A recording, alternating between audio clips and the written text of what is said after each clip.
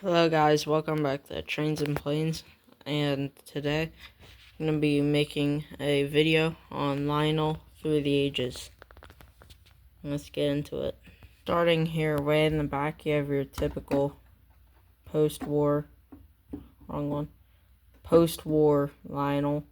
So it's very tough, like metal shell, solid steel. And these things are typically very tough. They usually run, even though they're like 80 years old. Usually just completely fine. And you have your forward verse stick up here. And a lot of post-war Lionels actually have a, this is a smoke unit. So they have a smoke unit in there, and you'd put in smoke pellets, like I already have one in, and then as you'd run the train, it would smoke, so it'd look like it was an actual steam engine. Next here, moving to like possibly your 50s-ish Lionel this is a Lionel Cannonball set. And since it was like the 50s, plastic was already made, so this one's like a plastic shell. And then if you're wondering where would your forward and reverse be, it would be back here, cab right below there. This little switch, and that's your forward and reverse. But typically with your transformer, you can make it forward and reverse, but this one you have to do a switch. Moving on to your newest, like 2020-ish Lionel. This one is detailed. So Lionel or Lion Chief. So it is fast track. So one is DCC equipped. So you run it off DCC and a remote. And generally it's a beautiful Lionel model. Nor the trains I had up there.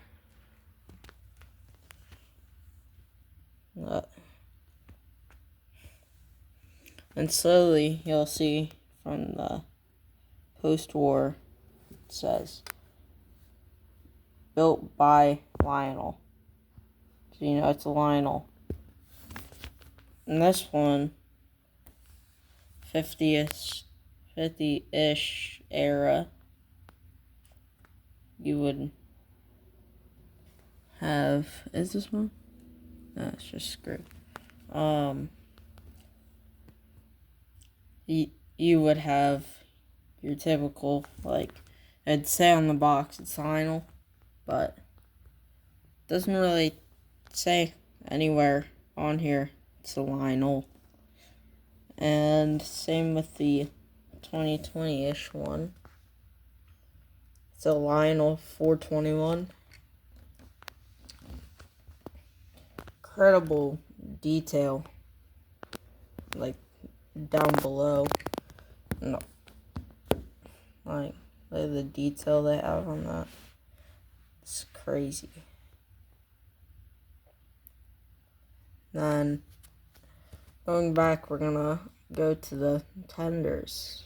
All three of these do have working lights, but the 50s one, that one doesn't have a light for whatever reason. So we're gonna move the tenders now, and so yeah. Coming back to post-World War II, this is the post-war that you just saw. I pulled it out from the back. And this one is a 464 Hudson 2055. And I'm not really sure why that's there, but it's there. and the quality of this tender. It's heavy and has a whistle too. I'll disconnect the train from it. Like, this is pretty heavy. It's like a pound-ish. And if you look on the bottom, that is not smoke marks on there. That is an actual marble weight that holds the tender down. If you want to, I can give me a few seconds and I'll open it up and show you. Alright, so here's your post-war Lionel opened. Not really sure. Can somebody tell in the comments why there's a motor here? Not really sure, but like as you can see, I was talking about earlier, this is all marble. Like beautiful marble. And I'm gonna put it back on and we can move to the 50s model train. So that's the general overview of the post-war Lionel. Just got it together, but I screwed it so tight. The screw kind of broke. It's kind of my grandfather's Lionel, but I'll have to get a replacement for that. And that's the general overview of my grandfather's Lionel 464 Hudson from 1940s-ish, 30, maybe. I didn't do much research, but now it's time to move. I know I already said it once, but it's time to move to the 50s. Alright, so I'm back with the 50s Lionel. Compared to the tender of the previous, this tender, it's like pretty light and contains no whistle, but generally great coal marbling on that. Whoever designed this tender did a great job at that. It's C8 8300 Lionel. Problem with old Lionels is they love to spark on the track, so be careful of that when you're running very old Lionels, like 40s-ish, like 80 years old. Let's move that one back and we can move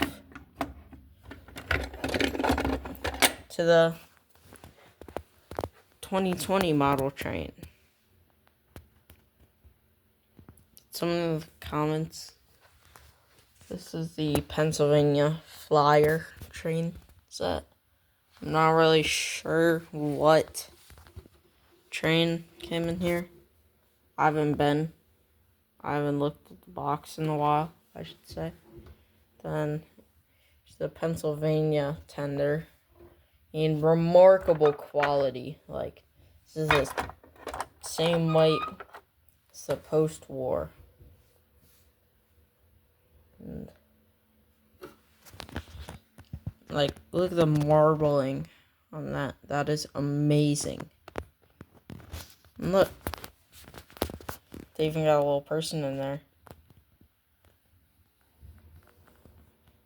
Look at how realistic the cab is.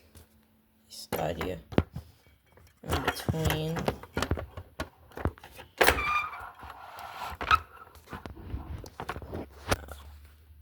My bad. Rotate your screen now if you want to see. So, like, quality model. Now it's time to move on to the cars in the era. Doing this backwards this time. So we have the Lionel, whatever model it is. That's a train. And in the 2020s, things have become a lot brighter colored. I've never seen that car on like a railroad, especially Illinois. So I've never seen that before. And then there's also some decently realistic ones, but they're not really weathered. Like this Pennsylvania boxcar is just kind of eh.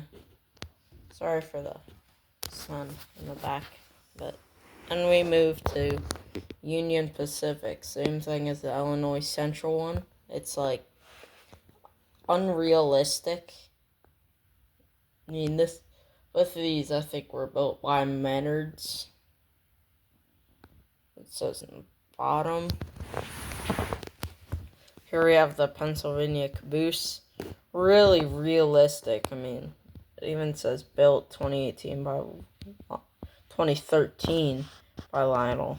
It's a really good train model for the Reading Railroad. Now we'll move to the 50s train and the train cars.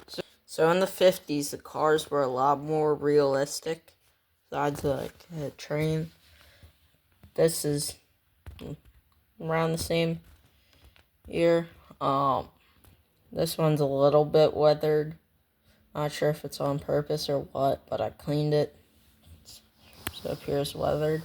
Then we have this one I cleaned, this PC 9158. Something went on top of here. I'm not sure what it would be, but if I find it, I'll put it back on. And then we have cars like this, like the U.S. Navy. This is built by Lionel. And this is supposed to be F4U Corsair or something. Bought this at a... And it's remarkable quality. And there's real springs in the cars and stuff. Like, real springs. And then they would have lighted cars like this. This one's Reading Railroad. And these were really good. I mean, these were really tough. I mean, like the light. There's an actual light in here. I like the fact how you can like turn it up and down. Like if for Halloween I turned this into the Batman signal. And then the last car on the 50s line is Nickel Plate Railroad. And this belongs to the 50s set. And I'm not really sure where the other car went, but this is the 50s set. And sorry, but last video, Gemini popped up, and it ended.